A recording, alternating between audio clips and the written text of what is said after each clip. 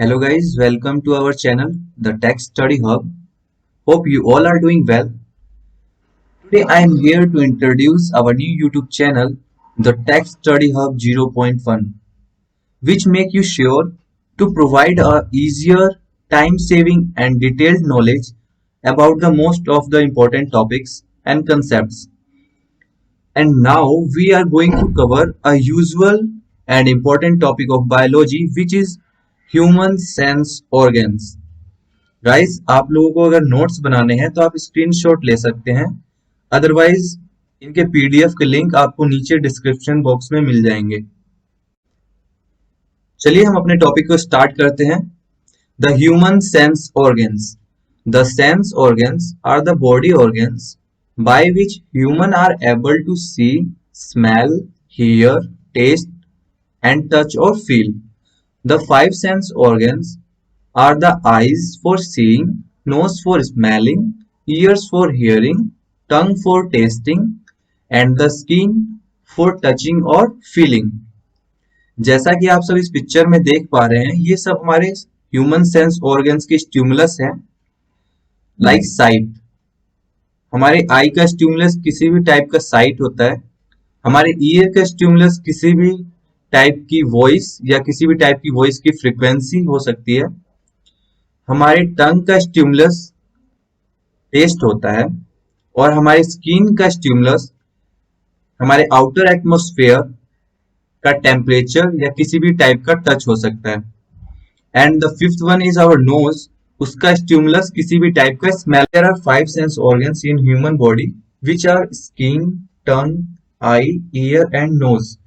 और अब हम इन सेंस ऑर्गन्स के बारे में डिटेल में स्टडी करेंगे।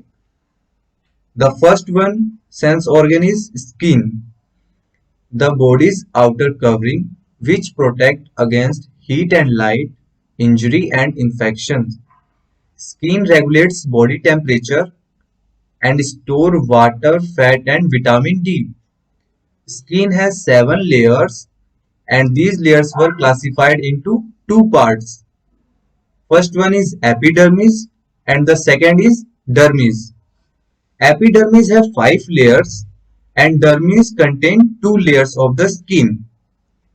जैसा कि आप सब इस पिक्चर में देख पा रहे हैं, जो एपिडर्मिस है वो एक थिन और वेस्कुलर आउटर लेयर है और वो हर 15 से 30 दिन में रिन्यूड हो जाती है।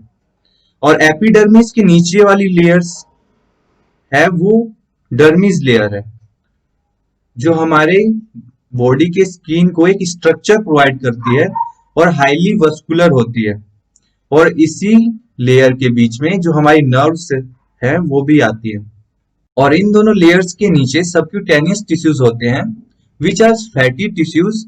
एंड जब भी हमारे बॉडी में कोई शॉक लगता है तो वो उनको एब्जॉर्ब कर लेते हैं और इनकी थिकनेस अप टू 3 सेंटीमीटर तक होती है। And now we are moving to the second sense organ which is tongue. The tongue is a muscular organ in the mouth. The tongue is covered with moist, pink tissues called mucosa. Teeny worms called papillae give the tongue its rough texture. Thousands of taste buds cover the surface of papillae.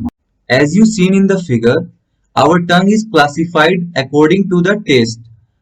जो हमारा टंग है उसका tip part sweet taste को recognise करता है and उसका जो अपर वाला पार्ट है वो सोल्टी टेस्ट को रिकॉग्नाइज करता है एंड सोल्टी वाले पार्ट का जो अपर पार्ट है वो सोर टेस्ट को रिकॉग्नाइज करता है एंड जो टंग का लास्ट पार्ट है वो बिटर टेस्ट को रिकॉग्नाइज करता है।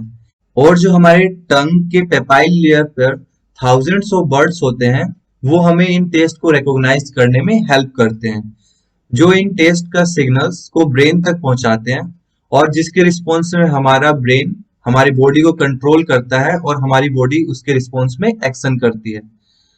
अब हम मूव करते हैं हमारे थर्ड पार्ट की ओर which is eye, the organ of sight. The eye has a number of not limited to the cornea, iris, pupil, lens, retina, macula, optic nerve, choroid and vitreous. The cornea is the components. These components include but are clear front window of the eye that transmits and focuses light into the eye. As you seen in the figure, हमारी जो eyes है वो light के presence में ही देखने के लिए सक्षम है। जब भी कोई लाइट की रेज हमारे आई के ऊपर पड़ती है तो वो कॉर्निया से होकर ऑप्टिक नर्व पर जाकर एक इमेज बनाती है, जो कि वो ऑप्टिक नर्व उस इमेज को सिग्नल्स के द्वारा ब्रेन तक पहुंचाता है। और जो हमारा ब्रेन है वो हमारी बॉडी को कंट्रोल करता है कि हमको उस इंफॉर्मेशन के रिस्पॉन्स में किस टाइप का एक्शन करना है। And now we are moving to our fourth sense organ, which is ear. The ear is the organ of hearing, and in mammals, balance. In mammals, the ear is usually described as having three parts: the outer ear, the middle ear, and the inner ear. The outer ear consists of pinna and ear canal. The ear may be affected by disease, including infections and traumatic damages. जैसा कि आप सब image में देख पा रहे हैं, जो आउटर ईयर है वो स्किन कलर का स्ट्रक्चर है, और जो हमारा पिंक कलर का स्ट्रक्चर है वो हमारा मिडल ईयर है, and the blue one structure is our inner ear. जब भी किसी साउंड की फ्रीक्वेंसी आती है तो वो हमारे आउटर ईयर से एंटर करती है, और उस साउंड की फ्रीक्वेंसी के वजह से जो हमारे मिडल ईयर के मेम्ब्रेन्स हैं वो वाइब्रेट होते हैं, और वो जो वाइब्रेशंस हैं वो वाइब्रेशंस हमारे इनर ईयर को सिग्नल ट्रांसमिट करती है, जो उन सिग्नल्स को हमारे ब्रेन तक पहुंचाते हैं। और जो हमारा ब्रेन है उस साउंड की फ्रीक्वेंसी के रिस्पॉन्स में कौन सा एक्शन लेना है वो हमारा ब्रेन कंट्रोल करता है। और अब हम अपने फिफ्थ सेंस ऑर्गन्स की तरफ मूव करते हैं, which is knows.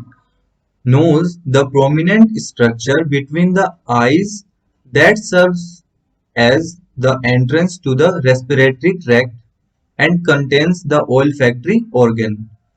It provides air for respiration, serves the sense of smell, conditions the air by filtering, warming and moistening it, and cleans itself of foreign debris extracted by inhalation. And this is the picture of our external nose. This lengthy part is dorsum. This is the root of the nose. This is the nose bridge, and this one is the wings of nose.